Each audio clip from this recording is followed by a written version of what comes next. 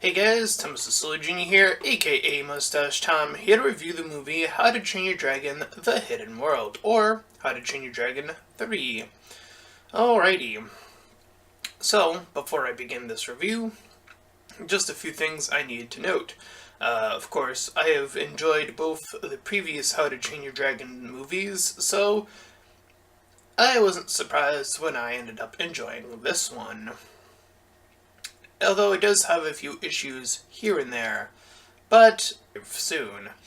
Anyway, just another preface before I begin is that, yes, I have finally caught up to the more recent movies. As you can see, this only came out like this Friday, so I'm pretty glad that I was able to at least catch up on the movies that have been coming out. On the flip side, the bad news of this is that the notes that I have taken for this and the upcoming movie review have been mysteriously deleted. As you may not know, I send my notes to myself via email, and for some reason I cannot explain, the majority of my emails have suddenly been erased. So, if you are on Yahoo or any other email website, I would highly recommend that you back up your emails on a save file or a Word document or something if it has vital information that you need, because you never know when a mysterious wipe is going to happen like it did to just me. I only have 2 emails left, and I shouldn't have that many emails. I should have a lot more, including the review notes for this movie. So, I'm going into this without my notes. So I do apologize if I missed any details. Okay, with that being said, let this more than likely terrible review begin. Alrighty. So the movie does begin with Hiccup. We rejoin our hero here as he is infiltrating this enemy camp along with his not so great of team among, with the exception of Astrid,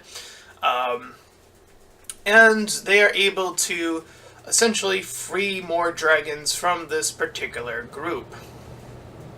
However, as they are doing this, they actually miss a dragon. We actually see a white dragon, the one on the right of the poster, as we come to later know as the Light Fury, as they name it, but she was actually there, and yes, you should already know that that is a female dragon.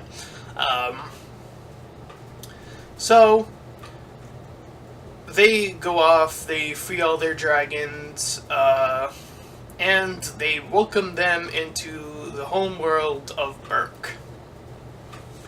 There, essentially, the team celebrates. All the meanwhile, we cut to our villain, whose name I had in my notes. I think his name was like Grimmel or something like that. We cut to him, and he essentially wants to hire on or do something along the lines of hunt Toothless, because he had some sort of relationship to the previous Dragon Trapper guy in the previous film. I'm not sure what exactly that was. And on top of that, he also apparently was the one that was responsible for all the other Night Furies dying. He had apparently killed them all, with the exception of Toothless and this new Light Fury. And if his so-called dominance wasn't bad enough, we see him actually kill a dragon with a crossbow, which I do kind of think that that's a little bit bizarre that it only takes that much to kill a dragon, but I guess so. That is a little bit of a misstep, I think, but I think they were attempting to show this villain's dominance by having him kill a dragon so easily, but later on in the movie we see him kind of stumble and fall and eventually, make mistakes, so I don't know. Anyways, these guys strike back, essentially. All the while, Toothless is finally bumps into this Light Fury, and he's immediately, as you would say, fallen in love in first sight sort of ordeal. So he goes through the scene, you've probably seen it in the trailers, where he's trying to impress, or as some people would say, woo, the Light Fury, with some assistance from Hiccup, as he's trying to show Toothless the various moves that other dragons you've seen do in order to mate with each other. And he's sort of walking about and doing all these different silly poses and movement and making all these sounds and moving about. And I must say, I've said it in previous movie reviews. In fact, I think I even remarked on this on Battle, whatever it was, Alita, Battle Angel, I think that's the name of it, of how, like, a lot of these movies, it feels like the relationships are so rushed and aren't even well developed. And I think it's kind of funny that a movie like this, with one scene, is able to capture so much more development between a newfound couple without using any words, without using any dialogue. It's very impressive. Beyond the whole it being a comical moment, it's sort of like cutesy, like a dorkable way. Like, as we have come to know in Hiccup, he has, kind of goofed up and been the sort of goofball in the first movie, kind of fumbling around to victory, and then when he got help from Toothless, he was still kind of fumbling around, but it was done in a way where it still made him look like the victor. It's very much akin to that, but now the roles are reversed. Now it's Toothless who's bumbling around, trying to figure things out, trying to figure her out, and she kind of flies off. And essentially, after their little mating ritual that they decide to leave because they had just got attacked or whatever. So they end up moving, I believe it was east or west, I think it was west, and they come across this island where they settle down. They no longer live in Burke at the moment. And the main villain has taken over that vicinity area, saying that he wants this hunt to be interesting, and that he already knows via the Light Fury which direction they were heading in. And the mom Hiccup's mom essentially relayed that information after going over there and finding out. So, during this process, we have more shenanigans. While they are actually on their island, I almost actually forgot, on the Burke Island, we see the villain, Grimmole, or whatever his name is, talk directly to Hiccup, and essentially tell us his backstory, as I had mentioned, about the whole killing all the Night Furies. And he had done so originally. I think this story that he was telling, at least the initial one, I think it would have been a much stronger story, as when he was telling the story, it should have shown him actually have a very similar encounter to Hiccup, and then, actually take the plunge into the Night Fury, and, have him be revered as this, or not revered, but accepted as this hero, and then, he goes on about, his philosophy about, how dragons are dangerous, while being a hypocrite within that statement, because the dragons he wields are probably more dangerous than most of the other dragons that occupy any lands. In fact, he even refers to them as dragon killers. It makes him such a hypocrite. But that is sort of the flawed philosophy of our villain, not even noticing his hypocrisy, because I think that 99% of humans don't realize their own hypocrisy when they're actually doing it, and it often always takes someone else to point out hypocrisy, which is why I always am in favor of calling people out when they are being hypocritical, because they do not probably know that they are being hypocritical at that moment, time, and frame. But anyways, getting back to the movie, essentially, his squad is heading out, getting closer and closer to Hiccup's location, to the point where he actually ends up, like, capturing one of them. Like, there were, like, these twin characters, and he ends up, like, capturing the sister of the two. I forget all of the side characters' names, unfortunately. And she sort of just goes on and talking until he releases her. And then he, like, starts tracking her again so that they can find the exact location. All the while, Hiccup has been learning to let go of Toothless there. Essentially letting him go to find the Light Fury who had flown off. And make even more impressive flying maneuvers, building him this entire new wing so that it allows him to fly on his own without the aid of Hiccup.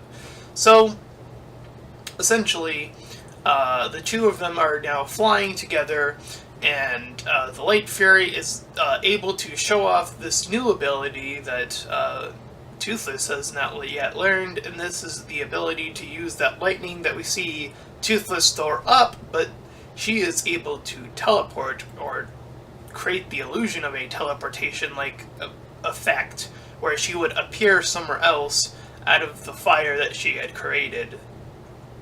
Very Nightcrawler-esque, if you will. So, after seeing it a few times, he's able to mimic and recreate it on his own, and he is able to teleport on his own, which comes into effect later on in the movie. So now that that is established, I forget where this happens in the movie, but either he had came back or he had done this before they had left. See, I'm going all out of order because I don't have my notes. Toothless had been missing to an extent. I forget exactly where it happens again, and I do apologize. But Hiccup ends up riding one of the other dragons. I believe it's Astrid's dragon, his girlfriend in this movie. Even in the previous movie, that was pretty much established already. And the two of them end up flying with this dragon, and they end up... the dragon ends up going into this, like, pool, or like this, not pool, but, this waterfall that essentially it goes down, and then when it goes down, it goes further in and reveals the hidden world. And this isn't even, like, I want to say, it's not the biggest part of the movie, which is, I find a bit interesting that the movie lies to us via its titling. So they do find, indeed, this hidden world, and it does come back to an extent, again, later on in the movie. This hidden world, of course, no surprise, looks very beautiful. It's very open. All the dragons are flying about. Toothless actually was already there with the Light Fury, already, like... so I assume this was, like, after their little teleportation trick, because they're, like, Toothless is showing way more affection at this point, and she is showing affection back to him at this point, so I assume that this, again, I have to take the liberty of guessing here, but I assume that this takes place after. So he is seen within this area as the king or the ruler of the dragons, and she sort of, I guess, takes the place of a queen without ever, without actually them being officially hooked up yet, but their little party is ruined as Hiccup and Astrid are poking in and are ready to leave and leave them alone. However, they are interrupted by Garmel or whatever. I keep saying it differently every time. And his dragon. So they have to flee. And eventually, after a short, distant chase scene, they eventually land back, and then the villain, captures both Toothless and the Light Fury. So they fly off back to Burke, I assume. I think it's Burke, or their location, whichever. It doesn't really matter too much. And so Hiccup and after having a moment of like, oh no, I don't know what to do, Astrid reinforces him with confidence. After the mom's like, yeah, go do that. And he builds them all off screen, these flight suits that he himself already had at the beginning of this movie and at the middle and end of the second movie, I think. And essentially gets them all these glider outfits made out of dragon scales that have been left behind. So he is able to glide with his pals, Astrid included, and work their way back. So the final act begins. And it's really small and personal. While the remaining crew of the team goes in and swoops in and saves all the dragons that have been captured there, Hiccup is mostly focusing on the big bad villain with some assistance from Astrid as they land down. They work their way through. And so Grimmel is trying to trick or make this forced choice of which dragon are you gonna save.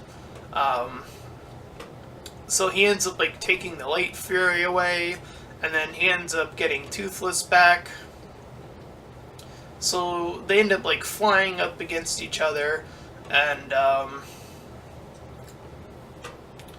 essentially what ends up happening is he does something, he shoots him with this poisonous dart or something, and then he's like, oh, I gotta make you choose or whatever. So essentially I think he does something also to the Light Fury so that it would fall. So Hiccup ends up choosing to save the Light Fury and tells the Light Fury to save Toothless, while he jumps off because they're now both on the same dragon. They're both on the Light Fury at this point.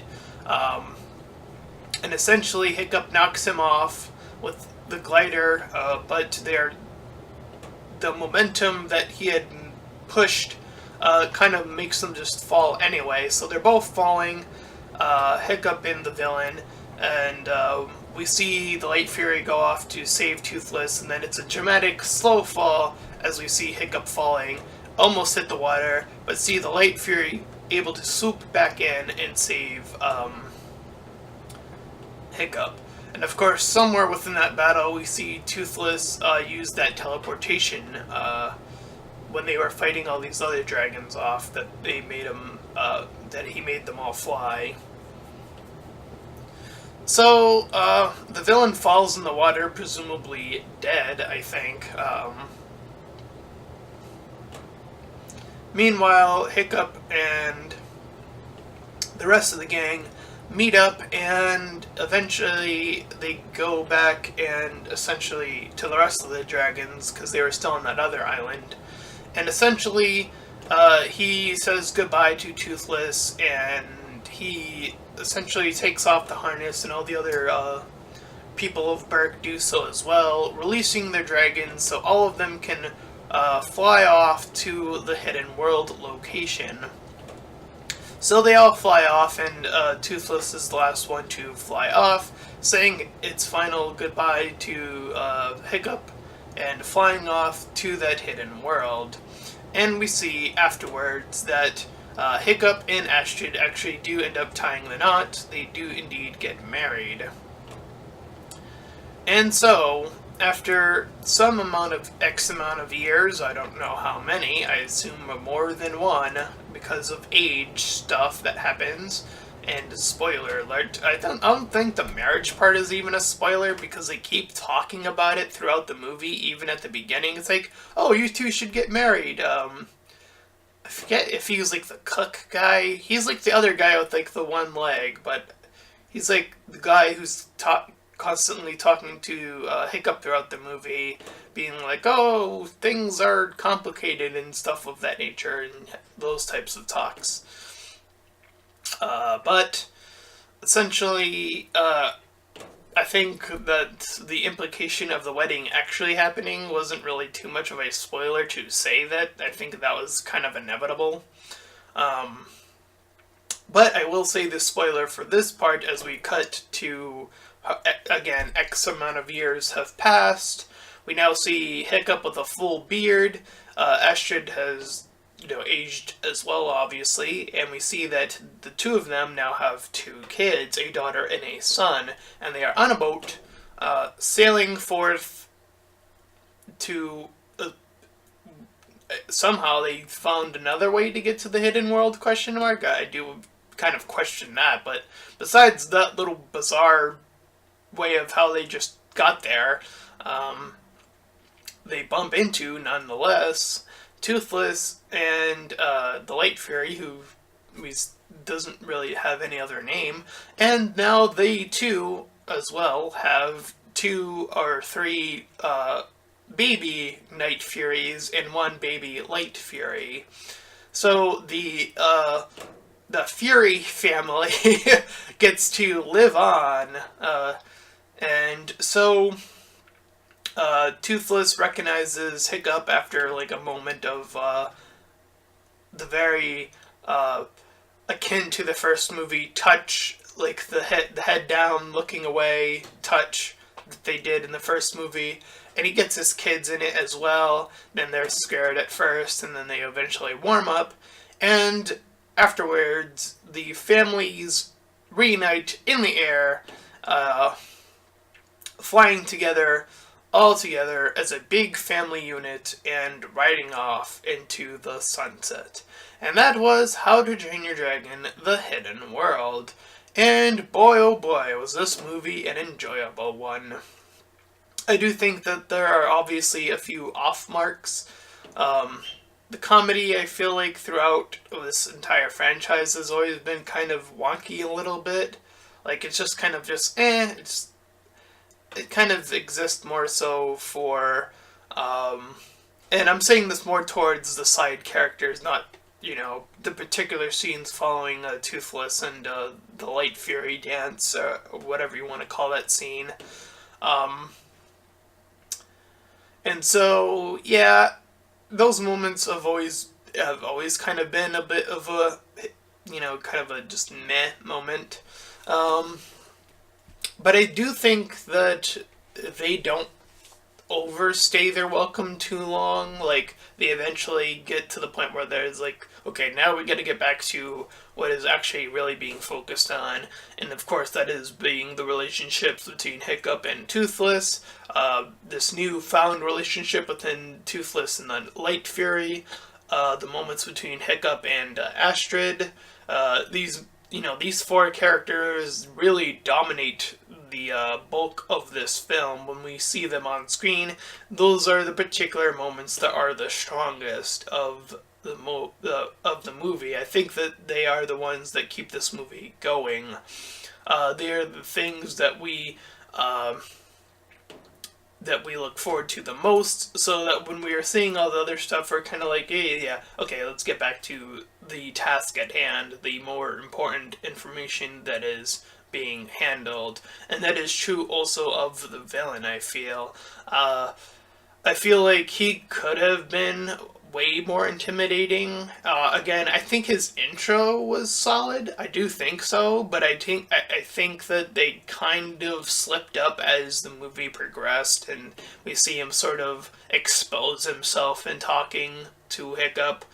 And again, I think that that moment could have been better handled if, again, they had been showing how his story could have been closer paralleled to Hiccup's story, with the exception of he ended up killing his Light Fury attack.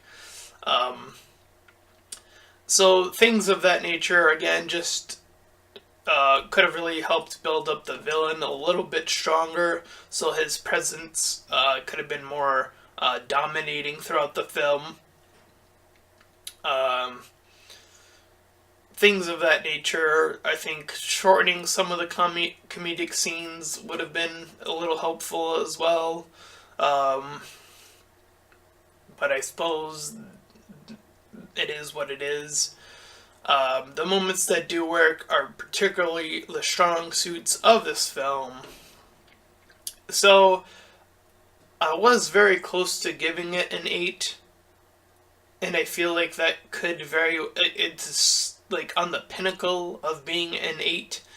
I do think that the weaknesses, if you bulk them up together, they just kind of make the movie just a solid movie. So I would give it like a 7.6 or whatever, like something in between a 7 or an 8. It's very close again to being that, very dominating 8 score, but again, I do think that the weaknesses of the film kind of hinder that from happening, at least for me. So with that being said, that is my review of How to Train Your Dragon, The Hidden World. And if you did enjoy my review, as clustered and messy as it was, then please feel free to like, comment, and subscribe. Also make sure to check out that link in the description. The first link will head you over to my Discord channel. Please feel free to join. Also, the link below that will send you to my Patreon page. Any donations are desperately needed at this point for my channel to live on, and on, and on. And until next time, everyone, bye-bye.